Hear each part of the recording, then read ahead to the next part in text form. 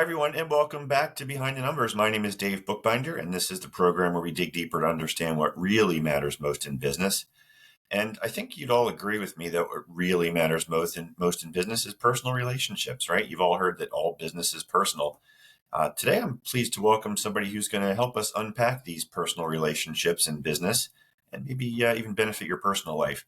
And I'm welcoming back Anne Dranitsaris for her second tour here on Behind the Numbers.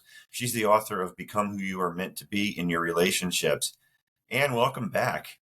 Thank you so much for having me. I'm so excited to be here because being on a platform that really recognizes how important understanding relationships and what goes on behind the scenes or behind the numbers in business it is such an opportunity for your listeners to get to the root in their organizations about the things that they're not seeing.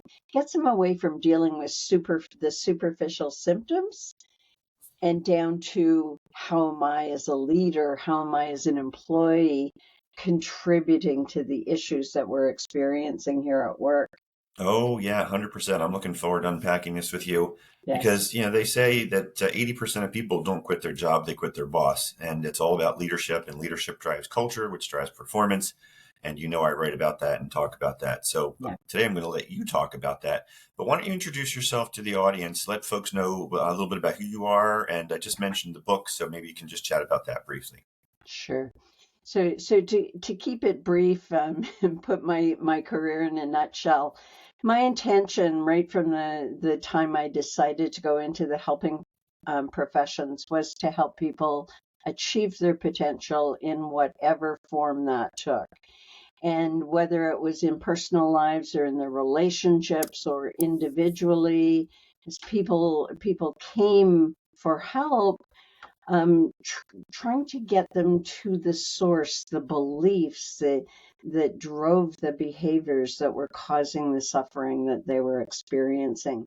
And the reason why I started as a leadership coach back in the 1980s when it wasn't necessarily a thing was because many of my clients, my psychotherapy clients, were coming to me because of their boss's behavior and their own recognizing their own feelings of powerlessness to do anything about it.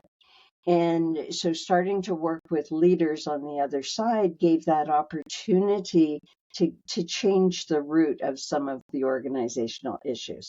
And that's what I've continued to do over the years while continuously writing books. I'm a voracious writer. I have a passion for writing, and I write mostly about personality and its personality type, brain organization, and its impact on how we behave in relationships, how we behave as leaders, and how that's predictable, both from the perspective of the path going to our potential, as well as how we will hold ourselves back. Yeah, really good stuff. So let's jump in. And I think why don't we start at the beginning, if you don't mind, with the mechanics of the mind. Help us understand, the way the brain works and how that impacts everything else that we're about to unpack here. Well, I've worked for a really long time, since the early 80s, with Jung's psychological type theory. I was studying it in my psychotherapy training. And so I very early on became qualified to use the Myers-Briggs type indicator. And we've come such a long way. People have done remarkable work in terms of linking where these functions are in the brain and how they impact our behavior and how our emotional needs are connected to each of the four functions of the brain.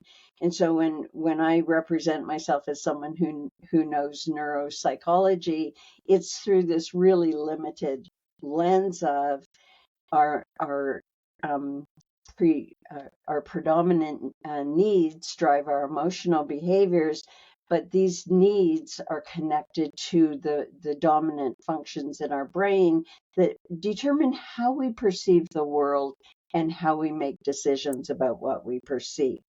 So case in point, somebody who has extroverted thinking and uses that function to make decisions has a need to be in control. And boy, as a leader, you blindside someone like this and make them feel out of control, and you can predict that their behavior will change in a nanosecond. They'll become more authoritarian. They will come at you in a very harsh, sharp, direct way and let you know in no uncertain terms what you've done wrong. And that's them protecting themselves so that they can ensure that they stay in control of what comes in terms of inflow. So we all have a brain organization, and understanding what our needs are based on how our brain is wired to take in information and make decisions is that first point of self-awareness which is at the foundation of all personal growth and development. So, what's the distinction then? And we hear a lot about showing up at work as your authentic self, and yet so many of us, as we walk into the building, put on a different mask, if you will, the persona of the employee or the leader or whatever the role is for that individual. How do you distinguish the two, and where should we really be when we show up at work? Yeah, and you're absolutely right. There is a lot of there's a lot of talk about being authentic, and we all have to put on adaptive personas. It's how we survive and how we fit into our community. And when we talk about getting the right fit at work, a lot of conflict comes up because employees, for example, don't expect the culture to be the way it is. They expected it to be the way they wanted it to be, and they think that the leaders are doing something wrong. But coming back to your question, being authentic, it sort of is connected to this lovely Buddhist word equanimity. You see, all things being equal, I behave the same way um, in this circumstance as I do in other circumstances, which means that if you have to do something that you don't agree with and that you're respecting the chain of command, that doesn't mean you're being inauthentic by doing it. It simply means that you are leading and not liking it. That's authentic. What becomes problematic is when people start promoting the notion that the leader should do it their way and let them do things the way they want to do it, which that just makes a big mess of things. I want to be authentic. Well, what does that mean in the context of a hierarchy? It means that you can say, well, I really don't want to do it that way, but I recognize I have to, and you move on. You see, that is an authentic approach to a situation that you don't want to be in. And that we can't all do everything that we actually want to do when we want to do it. To be Yeah, and nice, not only but can't we do it when we want to do it, there are a lot of times that we think in the context of head trash that we can't do it. And I'm of course referring to the imposter syndrome phenomenon. Where does that come into play? well, the imposter syndrome. I'm currently writing a book on the history of codependence as it evolved from the 1930s to present day. And what you see with the imposter syndrome is a collection of symptoms that that are self-protective in nature, that cause people to talk to themselves in a way that they would never talk to themselves, but it's largely self-protective, just as codependent behavior is self-protective.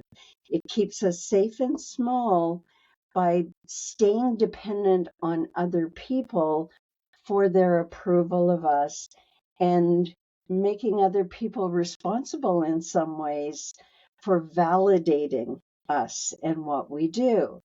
And what the sad thing about the imposter syndrome in the way that I look at it is that The imposter is actually that persona, that face that we put on. Our authentic self is in there hiding, being neglected, not coming out and putting their opinion on the table because this voice is saying, you don't know what you're talking about, you're going to be embarrassed, people will laugh at you, who do you think you are?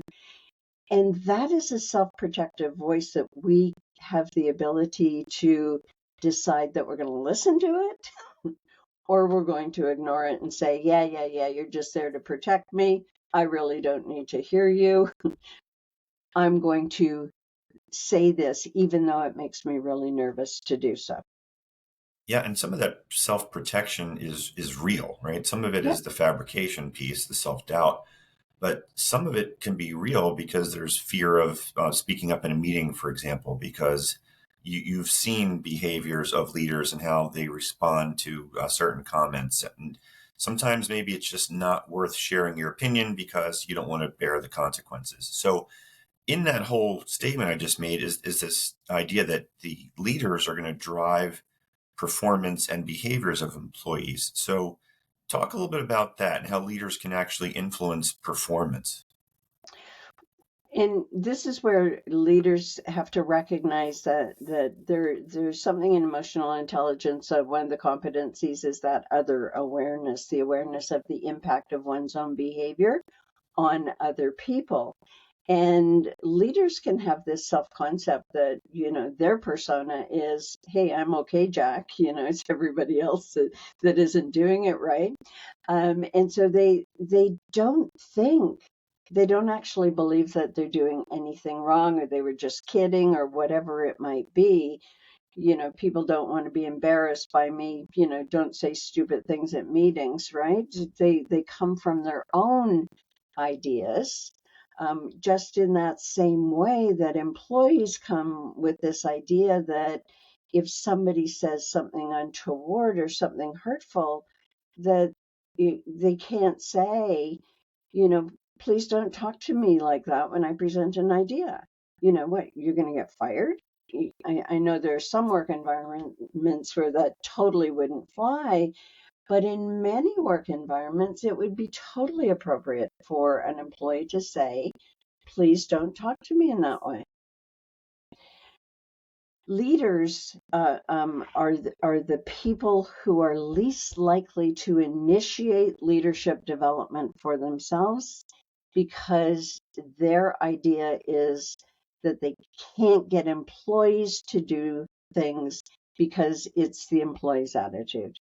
And you see more and more of this in today's work environment where, these employees are so entitled, they're not accountable for anything. They just want to do it their way. I can't micromanage them. They don't want me to.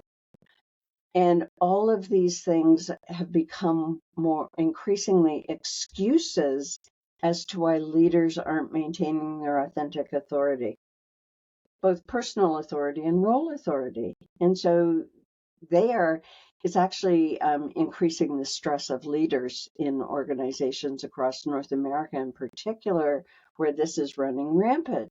Because what leaders do is they end up doing their employees' work for them. Yeah, I've seen that movie before. So when you talk about leaders exerting their authority, there's a fine line there, I think, between exerting the authority, as you just alluded to it, and creating fear unintentionally, or maybe sometimes intentionally. And in the evolution of or the development of people, there's a point where we get to as adults where we say, other people aren't responsible for my feelings. I'm responsible for my feelings.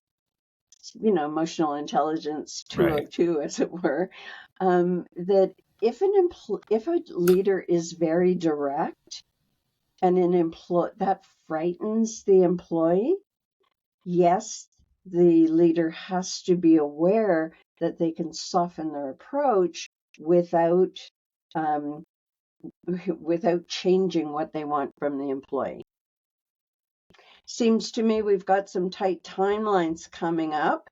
What do you got in your schedule, and how do you see yourself integrating this into into your work so you can get it done by that timeline is a much softer way of saying, I need this done by Friday. Make sure you have it on my desk. Right. It's all about the message. It's all about and the soft landing for the employees that need it. Other employees, it's just like bottom line, tell me what you want me to do and I'll do it. But this is where with understanding different leadership approaches, we wrote about this in our book, So You Think You Can Lead, where leaders have to get really fluent in changing and adapting their approach to get the result that they want and not stopping after one pushback. They can expect resistance. Everybody resists in some way. You've got those people who say, oh, sure, I'll get it done, and then they don't do it. And then those people that burst into tears and say, I'm so overwhelmed, I've got so much on my plate. And then others who might just go off and do it for you. Yeah.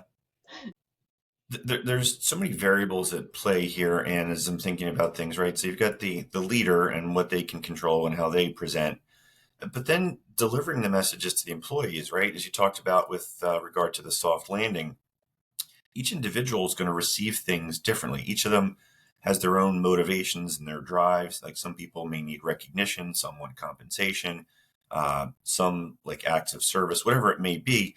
There's a whole boatload of ways that people want to be communicated to and respond to that type of communication. So with all those variables and the interplays between them, how do you recommend that we on either side of the conversation develop appropriate relationship skills? And this is where the relationship building and carving out the time to build relationships and getting to know your employees is so very important. And Wait, it's you mean to tell me you actually have to get to know your people, Anne? He said facetiously. yeah, and here's the thing. Many leaders, the majority of leaders are left-brained and they are driving for results. And so what it means to invest time in an activity that doesn't immediately produce results frustrates their needs. The reality is, with also in lots of experience with clients around this, that it doesn't matter how they talk to their employee. It's like they've got such a small eye on their needle. If you don't nail it perfectly, you're doing it wrong, and you shouldn't talk like that. And that we put our leaders under such scrutiny when all they're doing is trying to get the work done. And they didn't sign on to take responsibility for the psychological safety of their people. It doesn't mean that they don't need to have conflict skills or to recognize if somebody is becoming upset or defensive because of what's being said. It's leaders need to learn how to talk to that. And so, for example, oh, I recognize you shifted right there somehow. Was something that I said off-putting or off base? And just opening up the conversation. And if they say, oh, well, that reminds me of how my mother used to talk to me, okay, you don't go there. You never go there. I'm sorry it did. Perhaps you can talk to someone on break about that. Now let's get back to talking about this. Yeah. Because that more and more is being brought into the workplace. One of the problems that I see on both sides, whether it be the employee side, the leader side, is the idea of setting boundaries, whether it's responding to communications nights and weekends and adding tasks to your already overloaded work schedule. And a lot of people are people pleasers, and it's hard for them to say no. And if you're the driven leader who feels that you've got to do it because your employees can't or won't, then you're just adding more and creates more and more frustration and challenges. So, how do you recommend we actually set boundaries and adhere to them and enforce them?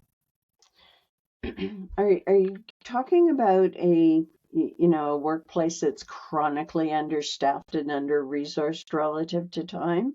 Or would you say more situationally? Yeah, just go with situationally.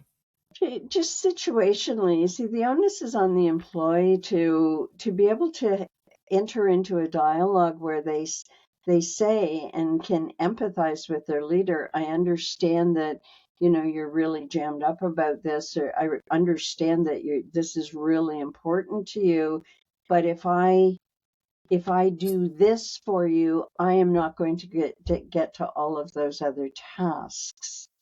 Um, I'm really sorry. I would love to be able to do this for you, but I have a hard stop. And people pleasing is a defense, usually like other adaptive defenses, where the employee has to recognize that they are entitled to say, I can't do it.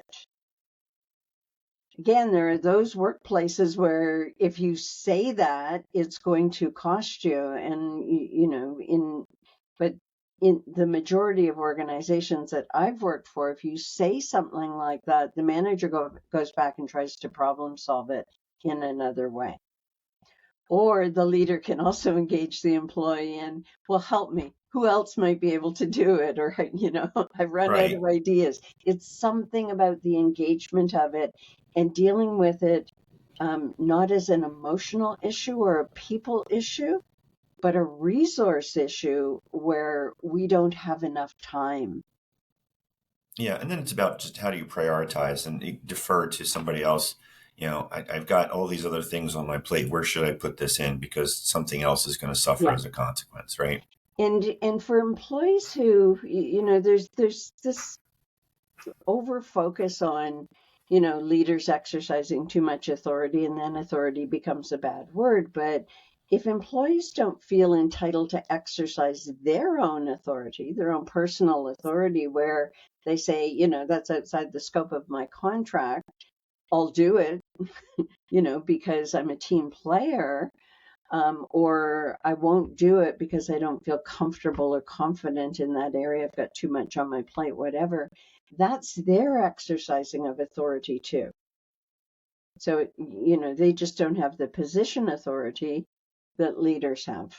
Yeah. And I saw something recently where a colleague made a mistake, and they're humans, and it happens, and I get that. And they beat themselves up incessantly, and it reminded me of some instances early in my career where I made mistakes. And if I'm being honest with myself, there are some that I still think about today. Just I'm not losing sleep over them, but they're reminders, and hopefully you don't make them again, but you learn from them.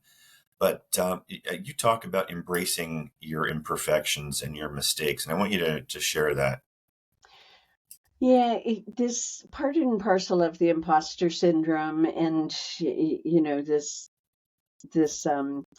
living from our persona, it really does have to do with some expectation or some notion that if we are perfect, no one will ever hurt me ever again, and I will be okay. That's the self-protective nature of perfectionism. And the the beating up of oneself afterwards is to try and get the self-protective system back in place so that you actually don't have to think about how you're feeling in the process. Because in most cases, people can't tolerate the feelings that are underneath that perfectionistic drive. They can't tolerate feeling vulnerable. They can't tolerate feeling embarrassed. They can't tolerate being judged by other people. And yet all of these things are just part of our, chaotic nature of being human, that we all get embarrassed. But if our intention is to never be embarrassed or disappointed, then we put all of our energy into building a false persona that causes everyone to believe that we're perfect. And then we neglect our authentic self, and we don't understand ourselves. We're judging ourselves. I like to say we're mentally kicking ourselves while we're down. We would never do that to anyone else who made a mistake, but we do it to ourselves. And there's a door into what's in our nervous system. It's where whose voice is that you're hearing? Is that your mother? Is that your father? Is that a teacher? Who is it from your childhood who used to tell you those things or left you believing that it was okay for you to not have a conscience about how you talk to yourself?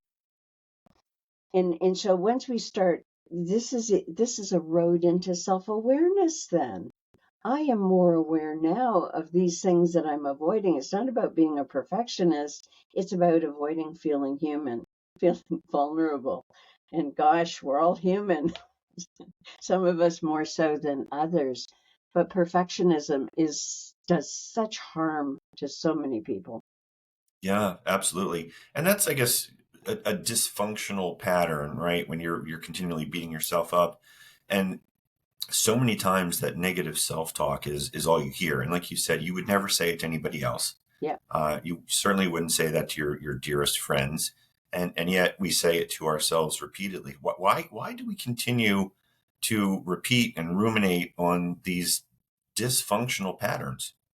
Well, and this is where we get back into, the unconscious and these neural pathways, self-protective neural pathways that are run by beliefs and thoughts and behaviors that are outside of our conscious awareness. And all it takes is a trigger. You see, all it takes is one event where, gosh, I remember early on when I was doing talks, and I was so nervous, and I'm up on stage. There had to be 70, 80 people in the crowd, and one person got up and left, and I just felt my whole physiology shift. All of a sudden, I started thinking, no one finds this interesting. This is boring. I started losing track of the talk that I was giving, and I pulled it together, but it was so automatic that it hijacked me for a little bit of time, and it stayed with me. It wasn't the 70 people that stayed, it was the one person that left that I focused on. And this is how we know that this is what wired into our nervous system. It's been in our nervous system since childhood. And it's not going to go away just by thinking, I'm not going to do this anymore. We have to, it's like that observing self that the Buddhists talk about, where we have to cultivate that third person in our consciousness, where we're saying to ourselves, did you hear what you just said to you? You know, you need to stop talking to yourself like that. That's not very helpful. That's actually quite hurtful. And that we cultivate a referee, a mediator, a kind, compassionate part of ourselves, that when we feel frightened or anxious or we've made a mistake, that we soothe ourselves. I didn't have a mother who was big on soothing. And so if I did something, someone did something to me, it was like, suck it up, buttercup. And so that was what was in my nervous system. And so I stopped telling people what was going on with me. If I was struggling with anything, I just wouldn't tell them, because my expectation was that everybody, my mother, would keep saying to me, suck it up. And we have to take that away. We have to replace it. We have to replace it in our brain with another thought, with a self-soothing mechanism, with kindness and compassion, because if we don't, the brain will just keep doing what it's always done. Yeah, and we're getting close to the end here, unfortunately, but I want to continue this just a little bit more because you've Yeah. heard the expression, what fires together wires together in terms of your brain's neural pathways. And you just talked about a really good pattern interrupt. The idea that if you're in the moment, notice it and change the conversation in your head, or as somebody once described it to me, if you're envisioning a record on a turntable, just start scratching the needle on it and change the song so that you're not getting that noise. But are there any practical, we'll call them proactive exercises you could recommend for folks? Because a lot of times in that moment, it's not easy to catch yourself and go, oh, wait, I'm talking smack to myself again. Yeah, it has to be something that's done consistently, and sometimes catching yourself and saying what you're saying out loud is helpful. but there are exercises that cultivates the observing self. There are any number of mindfulness practices. I love the exercise of the mind train, which is a cognitive exercise where you recognize that you've gotten on the mind train at the station, and that train is going to take you around and around, and that you have to decide to get off the train. And listening to these meditations, and these meditations, and I'm talking about them, I really recommend to people, you start small, you start with a 5 minute, get to learn that mindfulness is all about, I focus on my breath. I notice I'm not focused on my breath. I refocus on my breath, and you're bringing yourself back to focusing. And this helps in all areas of our life where, and just to throw another example from myself, is it took me until I was in my 40s to have a private practice as a psychotherapist, because I could not conceptualize myself sitting and listening to people and paying attention to people for that amount of time. And really, I didn't want to do anyone a disservice. And I had been meditating at that point for about eight years, and my brain was still all over the place and being hijacked like crazy. And so over time, and through the practice of mindfulness, it really helped me, notice I'd gone off and bring it back. Notice I go off, I bring it back, and I am able to manage my brain so my brain doesn't manage me. Who's running the show, as it Right. were. But it takes hard work because we're changing the architecture of the brain. Yeah, it does take the work. You got to put in the time. Lots of websites out there with little mindfulness exercises that people can use, but they are the best for developing focused awareness. Thank you. And we're out of time here, but before we say goodbye, tell the audience how they can find you, connect with you, and where they can get your books. So all of my books are available on Amazon.com, and I have two books in this series: Become Who You're Meant to Be in Your Personal Life, and Become Who You're Meant to Be in Your Relationships. And both of these books demonstrate where the symptoms of the imposter syndrome and codependence come from, and provide each 150 exercises in each of the books for helping you develop from these negative patterns of mind. My website, AnneDranitsaris.com. You can go there and get familiar with all of my services. And I have a whole series of audio tapes or YouTube videos on our YouTube channel, Dranitsaris-Hilliard on YouTube. So these are some places that you can go to find me, and I'm always happy to connect up with people on LinkedIn. That's great. And thanks so much for joining us on your second time on Behind the Numbers. Hope to have you back for a hat trick. Thank you. Thank you so much. It's always a pleasure talking with you. And Likewise. thank you for facilitating such an interesting conversation. Well, thanks for being here, and we appreciate you. And thank you out there for listening to this program. I appreciate all of your support for this show. We can't do it without you.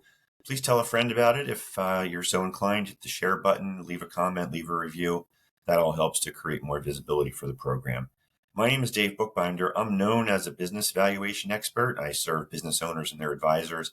I actually just dropped a new little book called Evaluation Toolbox for Business Owners and Their Advisors, where I try to dispel some of the myths that you may have heard about valuation and maybe explain some things that you otherwise wouldn't have known. So definitely check that out. And you can reach me on LinkedIn if you want to have a conversation. That's all we have for today, gang. We'll catch you next time on Behind the Numbers. Take care.